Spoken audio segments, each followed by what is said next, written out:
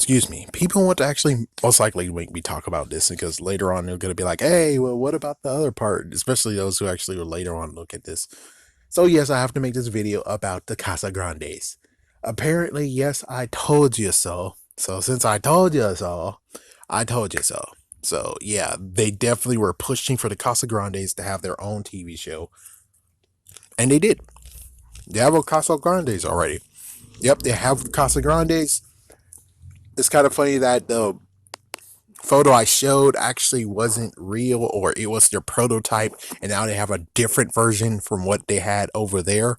Who knows? Maybe it's photoshopped. I'm not sure. Still was a kind of good job. But, anyways, the crazy part has to just be the fact of yes, the Casagrandes was a thing. Yes, they're pushing for it. Who knows if it actually will make it or not? I think it might, because if they're pushing for it and they already test the waters, they test the waters. They test the waters hard. They know for a fact that they have something.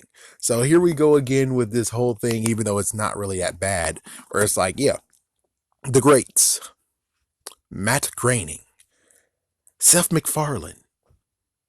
I don't know who else. Wait, no, Mike Judge.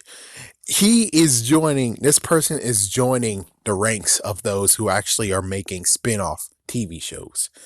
I wish I can say Matt and Terry, but I mean, was it Matt and Terry or Steph and Terry? Either way, those guys, I can't say anything because they still have South Park. They have not actually yet did a spin-off whatsoever. I mean, even the guy from Hey Arnold tried to do a spin-off. I guess technically the ones who are geniuses behind Rugrats did a spin-off, but it only lasted one season. But hey, they did try to make a spin-off. At least they got the green light on the spin-off. So he's joining in quotations the greats, or the ones who attempted and did have a first good one in the first place. So here you go with this. So we have like a few freaking comments from Instagram this time around. I'm not going to show what the comments were, but it's crazy looking at the comments being like, yay, finally, they actually are representing the Hispanic heritage. And it's like, oh, and there's another person like, oh, great. So you're telling me that now you're going to run over my heritage, man? It's like, seriously? We don't need to freaking, I don't know what he said, but it's like basically he just didn't want to have his heritage being looked at and laughed at and poked fun of. So it's like you have both sides of being like, and then one person who's like, oh crap, the Loud House is trash. This is gonna be trash too. It's like, gee whiz, man. Well, personally, there is a few characters that's like, what the hell? And they do have a couple of messed up stereotyping. It's like, even with Victor and Valentino, they do have some messed up stereotyping. But at least when it comes to Chata, she doesn't actually go and be like, oh, I got to actually light these candles for good luck and stuff. It's like, what the frick is this? It's like, yes, that's stereotyping, but it's kind of like, wow, they're kind of changing that and making it as if not religious, but more of superstitious. And that's not good. That's not good at all. But I think that's perfect. That's the only thing that's really the problem, besides like the little kid over there who's like, I'm trying to get Lori from you. And it's like, no, move over. Clyde has freaking dibs if they break up. Clyde has dibs. But other than that, I think the show actually is pretty interesting. Oh yeah, and hopefully the damn parrot doesn't become like Paco from Maya Miguel. Oh my gosh, I hate that character. Hate him so much I actually made a video way back when. It's like, oh my gosh, I hated that freaking damn parrot. I wish he dies. And well, the show got canceled, so I guess, yeah, wish granted. Yeah, but hopefully the freaking parrot doesn't do anything completely stupid or crappy.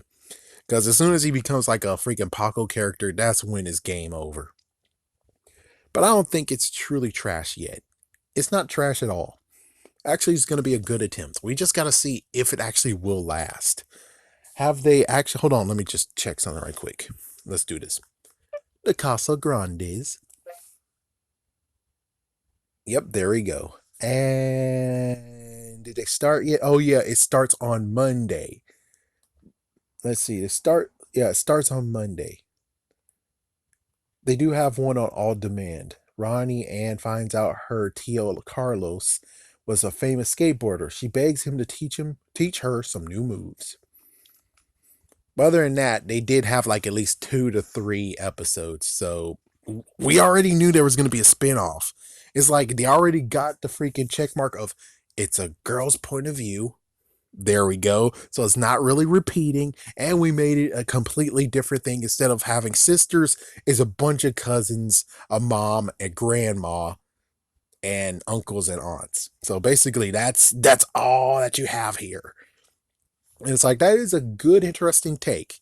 The question is, will it actually be a home run? Which it's already a home run. We just got to see if it actually will last as long as Loud House, or even worse, it surpasses Loud House, and Loud House gets canceled, and now all that's left is the Casagrandes. Or worse than that, Loud House is doing very badly, and they have no choice but to actually cameo multiple times on the Casagrandes. Or even worse, they are doing decent, but they still have to actually do mini crossovers for the Loud House just to actually make it to the point of where they're like able to have more seasons. We don't know. Time will tell. We're just gonna have to see what happens. But me, I don't think the Casagrandes is a bad TV show. It hasn't pissed me off as much as Victor Valentino, but of course, Nickelodeon is truly giving a true way of giving a promo and saying what the show is about.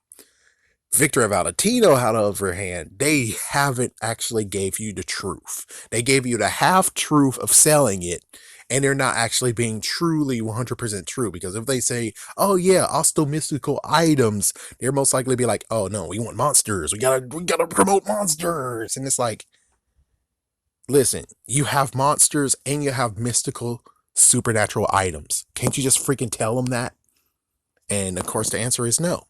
So when it comes to some of the people, some of the kids who watch it and everyone else who are like, we want to see freaking damn monsters. Why the hell you have this damn flute? Why the hell do you have this stupid damn board game? It's like, yeah, that's just how it goes.